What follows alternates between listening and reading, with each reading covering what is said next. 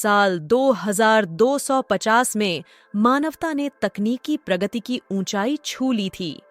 अब आसमान सीमा नहीं रहा, यह बस शुरुआत थी। शहर बादलों के ऊपर तैरते थे और ग्रेविटी डिफाइंग हाईवे से जुड़े थे। पृथ्वी इंटरस्टेलर ट्रेड का केंद्र बन गई थी और स्पेसपोर्ट्स पर अलग-अलग ग्रहों से आने जाने वाले जहाजों की हलचल मची रहती थी। डॉक्टर एलारा वॉस, एक प्रसिद्ध एस्ट्रोफिजिसिस्ट, न्यू एवलॉन के ऊपर स्थित स्काईवर्ड इंस्टीट्यूट के ऑब्जर्वेशन डेक पर खड़ी थीं। वह टूटे हुए आसमान की ओर देख रही थीं, एक घटना जो दशकों से वैज्ञानिकों के लिए एक पहेली बनी हुई थी। ये दरारें असलियत के फैब्रिक में क्रैक्स जैसी थीं, जो अजीबोगरीब रोशनी से चमकती थीं। ये अचानक प्रकट हुई थीं और तब से लगातार बढ़ रही थीं। एलारा की रिसर्च ने उन्हें एक चौंकाने वाले निष्कर्ष पर पहुंचाया। ये दरारें प्राकृतिक नहीं थीं, कोई या कुछ इन्हें पैदा कर रहा था। उनकी थ्योरीज को शक की नजर से देखा गया, लेकिन वह सच्चाई का पता लगाने के लिए दृढ़ थीं।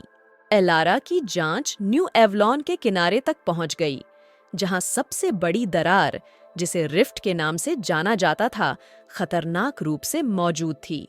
उन्होंने रिफ्ट के पास से अध्ययन करने के लिए एक ग्रांट प्राप्त की थी और उनके वैज्ञानिकों और इंजीनियरों की टीम ने पास में एक रिसर्च फैसिलिटी स्थापित की थी।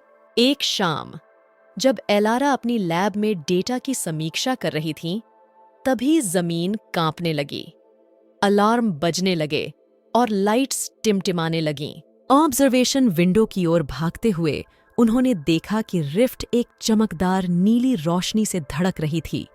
उसमें से एक विशाल वस्तु निकल रही थी। यह एक ऐसा जहाज था जैसा उन्होंने पहले कभी नहीं देखा था।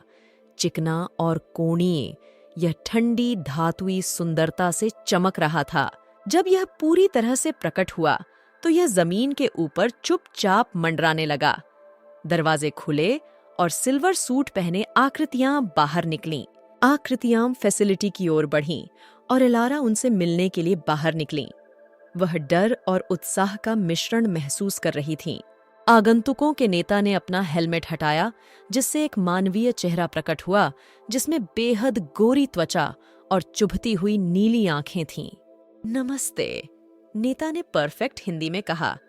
मैं लायरन हूं, वालारा के डोमिनियन का एक दूत। हम शांति के साथ आए हैं। एलारा स्तब्ध थीं। आप यहाँ क्यों आए हैं? एलारा ने पूछा। हम यहाँ इसलिए हैं क्योंकि आपकी दुनिया खतरे में है। आपके आसमान में दरारें यूनिवर्स के फैब्रिक में टियर हैं, जो आपके वैज्ञानिकों द्वारा किए गए प्रयोगों के कारण हुई हैं। ये टियर मल्टीवर्स को अस्थिर कर रहे हैं।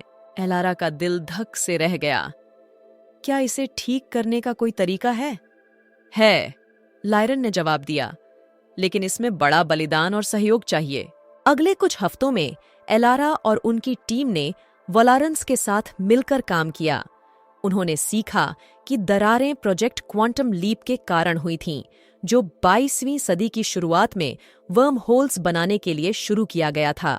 दरारें प्रकट होते ही प्रोजेक्ट छोड़ दिया गया। वालारंस के पास उन्नत तकनीक थी जो दरारों को ठीक कर सकती थी, लेकिन प्रक्रिया में विशाल ऊर्जा की आवश्यकता थी। उन्होंने सूर्य की शक्ति का उपयोग करने का प्रस्ताव रखा ताकि पृथ्वी के चारों ओर एक स्थिरता क्षेत्र बनाया जा सके। तैयारियां शुरू हुईं और एलारा और लायरन ने एक गहरा बंधन विकसित किया।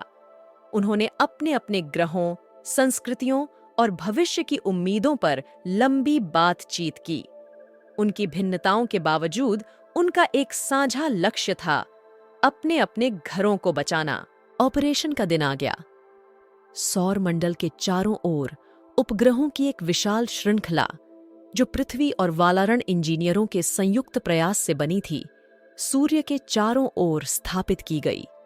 दरारों को सील करने के लिए सूर्य से एकत्रित ऊर्जा निर्देशित की जाएगी।